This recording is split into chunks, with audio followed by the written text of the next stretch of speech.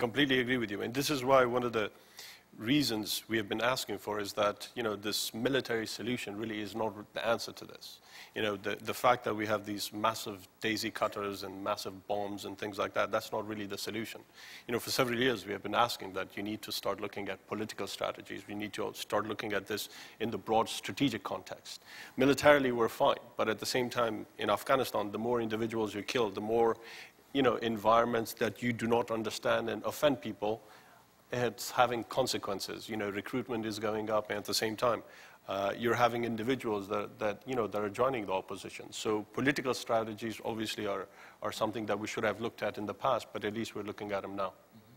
Audrey, of the 6 different exits or exit strategies for terrorism, you mentioned decapitation rarely succeeds, another 1 or 2. What is the most probable outcome? With respect to any group or with respect to Al-Qaeda? With respect to your entire sample.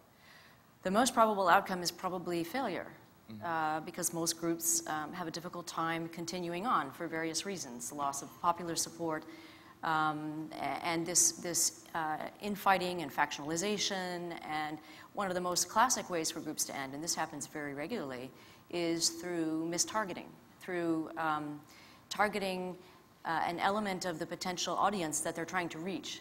I mean, one of the things that ties in with what Hekmat was just saying is that we have a tendency to think of terrorism and counterterrorism as being a kind of a dichotomous 2-part relationship.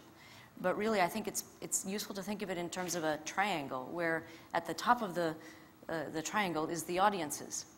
And so, things that you can do in that 2-part relationship may backfire with respect to the particular audience at which your tool is being aimed. I mean, that relates both to the groups and also to those who are engaged in the use of military or other types of tactics. If you're trying to reach the population within Afghanistan, then there are certain things that might work or not work with that 2-part relationship. If you're trying to reach the American public, again, you have slightly different things involved. If you're Al-Qaeda and you're trying to reach potential recruits, again, it's that other side of the triangle. So we have a tendency to think of these strategies as being a little bit like interstate strategies, where there's a compellence involved, where the state does something and then the group does something and then there's back and forth. Whereas actually, I think there are strategies of leverage much more often, and that's one of the reasons why they tend to end in failure. That leverage of that third side can be aimed toward mobilizing support, toward polarizing the internal domestic conditions within a state, perhaps, toward provoking a state to do something that therefore serves the interests of the group. It's a much more complex calculation than we tend to think about from within state governments. But to make it very simple, if there is a policy recommendation coming out of what you just said, it would be allow them to make mistakes and exploit their mistakes. That is an important part of it, but that's not the same really as saying that you can sit back and just allow everything to, you just don't do anything. I mean, that's certainly not the case, because right now, particularly if you use an individual case like Al-Qaeda, and by that I mean Al-Qaeda's core, I think Al-Qaeda is either going to implode in this way, especially assuming that we don't make mistakes that prevent that implosion, or it's going to reorient in a way that it is able to draw more affiliates in a kind of a more conventional kind of use of force. And those who talk about global insurgency, I think, are actually, in my personal opinion, speaking in counterproductive terms, because global insurgency is a more legitimate kind of violence than is terrorism. But in any case, those are the 2 pathways that we can go down, and a lot depends upon the degree to which we encourage the infighting and factionalization between the different members of the core, and then the differences between the core and the affiliates, versus the degree to which we drive them in a more traditional military way. Thank you. Let me, before I open to the audience, because I know a lot of people have questions for you, let me ask Shiraz, because we have 2 people here that have an experience with Afghanistan. Do you think that the conditions in Western countries, for young Muslims in Western countries such as the US or the UK, are fundamentally different, and that the sort of things that you need to do in order to get people out of extremism, out of violent extremism in particular, are perhaps slightly different than in places like Afghanistan? I think so. I mean, the sort of whole social dynamics are very different.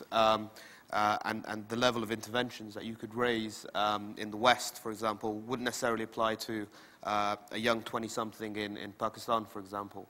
So I think that there's certainly a difference in approach and access, I suppose, to get at some of these guys. Having said that, of course, there are very basic similarities here. There's going to be, has to be a theological component to de-radicalizing, I think, some of these guys, and to bring them out, particularly in the context of people who become terrorists and are prepared to become suicide bombers. So in that sense, there's probably a sort of unified core idea that you could seek to replicate. But at its core, I think we have far more opportunity in the West. And as we've seen what's been happening in the UK, particularly since 2007, with lots of defections and people like Noman Ben Othman, myself, Abdullah Anas, just various people going to the community and being able to raise a debate in Britain. You know, it's really created a sort of change that I didn't see coming in 2005, 2006. It's not to say we've made great progress in Britain or that the landscape has radically changed, but certainly the sort of seeds of change are there, and I think that's happening in a way that you don't see elsewhere. Shiraz, you've obviously become a very prominent writer and researcher about this subject, and we're actually glad that you will be joining us. But I wanted to ask you, since we're here in New York, and since the United States is, you know, starting to develop a countering violent extremism strategy, this sort of policy has been in place in Britain for quite a number of years. If you had to single out two pieces of advice for American policymakers in this room, what should they copy and what must they not copy from the British example? Okay, the British example, I think, is just predicated, unfortunately, however well-intentioned, it's just predicated on a system in a way that it can't achieve its objectives. Fundamentally, there is a belief within Britain amongst the practitioners at the highest levels of Prevent that you can co-opt, and indeed should co-opt, and use non-violent radicals in essence to take angry young men and to allow them to dissipate their energies in a radical fashion, but albeit one that is not violent. So examples would be groups like the Muslim Brotherhood. And I think that's very unfortunate because there is an obsession almost with looking only at violent extremism, not at extremism per se. And I think that denies the relationship between extremist organizations and their violent cousins. No terrorist organization exists in a vacuum. They all require a much broader social and cultural movement that creates narratives and explains and moralizes and justifies their acts of terror. They need the cheerleaders who glorify them and remember them and who elevate them. And that's precisely the kind of support and ideological succor. That's what they must not do. Now, let's be positive. What should they copy? What should they copy?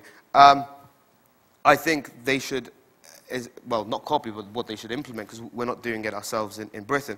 What they should do is adopt a far more robust values-led narrative, a values-led approach based around the core, non-negotiable, normative values of US society, of British society, and seek to empower groups and individuals who subscribe to those beliefs. That's not to say criminalize those who don't believe in your values, but it's to say, and I think the state has a legitimate right to say, if you don't sign up to and subscribe to our values, the state will not elevate you and engage with you, and you know that's well within its rights to do that.